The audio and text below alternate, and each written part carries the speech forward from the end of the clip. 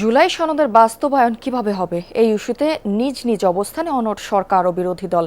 কমিটিতে নাম দেবে না বিরোধীরা। প্রয়োজনে রাজপথে প্রতিরোধ গড়ে তোলার হুমকি দিয়েছে তারা। তবে রাষ্ট্র বা সংবিধান সংশোধন কারো জন্য বসে থাকবে না, জানালেন সরকারি দলের হুইপ নুরুদ্দিন আহমেদ অপু। এই অনড় অবস্থান এবং জনগণকে দেওয়া প্রতিশ্রুতি বিএনপি রক্ষা না করলে সংসদের উত্তাপ রাজনীতির মাঝেও ছাড়িয়ে যাওয়ার শঙ্কা বিশেষজ্ঞদের। ভোগান্তি ভুলে চলে আসুন রিগালে। ওয়ারেন্টি সহ স্টাইলিশ কালেকশন নিয়ে রেডি রিগাল ফার্নিচার। সংবিধান সংস্কার পরিষদের শপথ নেওয়াকে কেন্দ্র করে প্রথম থেকে উত্তপ্ত ত্রয়োদশ জাতীয় সংসদ। সরকারি ও বিরোধী দলের সদস্যরা বিপরীত মুখে অবস্থানে। এমন পরিস্থিতিতে 13 জুলাই গঠন করা হয় 12 সদস্যের সংবিধান সংশোধন কমিটি। প্রত্যাখ্যান করে ওয়াকআউট করে বিরোধী দল, দিয়েছে রাজপথে আন্দোলনের হুমকি। ভবিষ্যতে গণতান্ত্রিক এই পদ্ধতির উপর জনগণ আস্থা হারাবে না, শুধু বিদ্রোহী হয়ে উঠবে।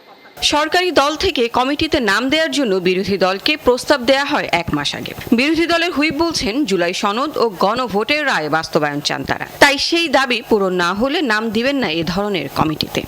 গণভোটে জনগণ হ্যাঁ বলেছে এবং আমাদের জাতির কাছে কমিটমেন্ট আছে যে আমরা সংবিধান সংস্কার করে পুরনো ধারার রাজনীতি থেকে আমরা দেশকে বের করে নিয়ে আসবো। এটা আমাদের জাতির কাছে কমিটমেন্ট। কাজেই ওই জায়গা থেকে আমরা নড়তে পারি না এবং আমরা ওখান থেকে নড়বও না। বিদ্যমান সংবিধান অনুযায়ী সংবিধান সংস্কার পরিষদ গঠনের কোনো আইনি বিধান নেই। গঠিত কমিটি জুলাই সনদ অনুযায়ী সংবিধান সংশোধন করবে বলে জানিয়েছেন সরকারি দলের হুইপ। কারোর জন্য কি সংবিধান, কারোর জন্য কি রাষ্ট্র বসে থাকবে? এটা একটা সময়, এটা একটা চলমান প্রক্রিয়া, সুতরাং এটা চলতেই থাকবে। এটা কারোর জন্য তো থেমে থাকবে? সময় কারোর জন্য থেমে থাকবে? দেশ কারোর জন্য থেমে থাকে? জুলাই সনদে নোট অফ ডিসেন্ট রেখেই সংবিধান সংশোধন করবে সরকার। এক্ষেত্রে চেক অ্যান্ড ব্যালেন্স নষ্ট হবে বলে মনে করেন ঢাকা বিশ্ববিদ্যালয়ের অধ্যাপক আসিফ সাহান। তার আশঙ্কা, এ নিয়ে দুই দলের অনড় অবস্থানে উত্তপ্ত থাকবে সংসদ, রাজপথ। বিরোধী দল শুধুমাত্র এইটাকে কেন্দ্র করেই মাঠে নামবে, তাহলে সেটার সাথে জনগণকে সম্পৃক্ত করা খুবই চ্যালেঞ্জিং একটা ব্যাপার হবে। সাধারণ মানুষের যে ডে টু ডে লাইফ, সেটাকে যদি পজিটিভলি এফেক্ট করতে না পারে, তাহলে জনগণ বিরোধী দলের যে আন্দোলন সেটার সাথে সম্পৃক্ত হবার একটা পসিবিলিটি তৈরি হবে।